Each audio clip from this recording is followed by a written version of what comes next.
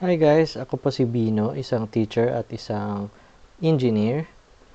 At magpapatuloy po tayo dito sa aking mga ginagawang demo o tutorial sa web security or web app hacking. Then, nung nakaraang video ay gumawa tayo ng isang tutorial, panoorin nyo po yon bago ka po mag-proceed dito sa pangalawa.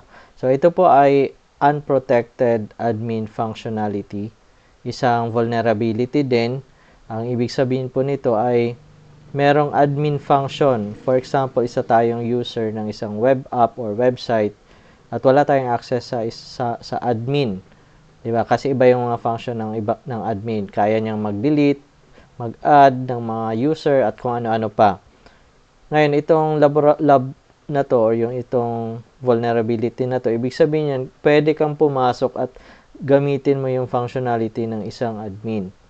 Ang tawag po dito, actually under siya nung tinatawag na vertical privilege escalation, unprotected functionality, or yung tinatawag nating vertical access controls. Nakakapag-access tayo sa mga control or functionality ng hindi atin, ng hindi kapares natin na user. Ibig sabihin nito ay may function na iba na hindi kaparehas sa atin. For example, yung admin, maraming function siya na wala sa common user. So, start na tayo. So, ang ibig sabihin dito ay mag-delete tayo ng isang user. Pangalan niya ay Carlos. Okay? So, open na natin yung lab. Nandito, meron na tayong, na-open na natin yung lab. Clinico na yon. So, dito, nakapasok na tayo sa website. Ngayon, wala tayong idea kung paano natin madidelete yung si Carlos kasi wala tayo ditong function. Kapag pinindot natin tong home, same pa din naman ang lalabas. Ito pa rin naman yon. Kapag pinindot naman natin yung my account,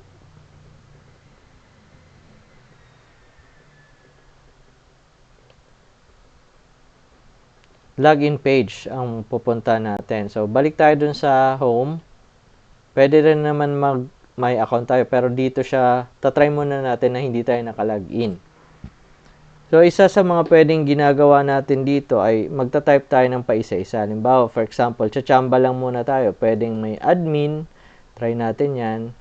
Makikita natin not found. So, try naman natin ng administrator. Yan. So, not found din. So, pwede kasing i-brute force yan or gagawa ng automation gamit yung BORP. Paisa-isa lahat ng mga payloads na merong list of payloads yan na pwedeng isa-isay niya i-try dito hanggang makita na found yung page. So, ngayon, merong tinatawag tayong robots.txt. Ano ba yung robots.txt? Isang file siya ang ibang mga website gumagamit ng tinatawag na robots.txt kasi dyan nila nilalagay yung mga tawag dyan, parts ng website nila na pwede lang i-access ng mga web crawlers at ng mga bots.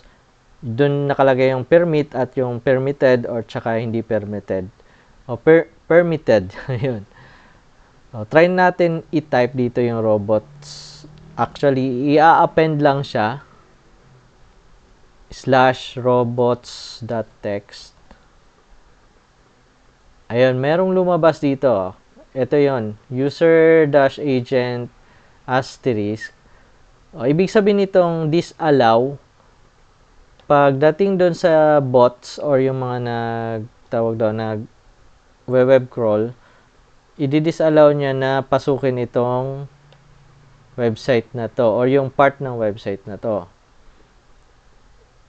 Dahil sa meron nito, pwede natin itong i-try diretso. Try natin. Tingnan natin kung ma-access natin. Pero disallow, di ba? Naka-disallow siya sa mga bots. Pero try pa rin natin siya. Kapag paste lang natin, / tapos panel. Ngayon, lumabas dito na na-access natin tong administrator dash panel. Ibig sabihin, itong page na to ay unprotected. Supposedly, dapat hindi ito lalabas at hanggat hindi ikaw yung admin. Ngayon, makikita na natin dito na yung users lumabas at meron na siyang button na pang delete. Base dito sa gagawin natin, dapat ma-delete natin si Carlos. So, hindi na natin, ang tawag dito ay unprotected admin. So, hindi nga protected yung admin. I-click lang natin yung delete. And, wala. Okay na.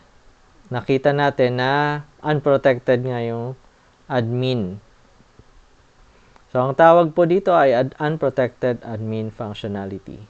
Hopefully, nakadagdag to sa kaalaman. Please like and subscribe po dito sa aking channel para patuloy tayong gagawa ng mga ganitong video. Salamat po.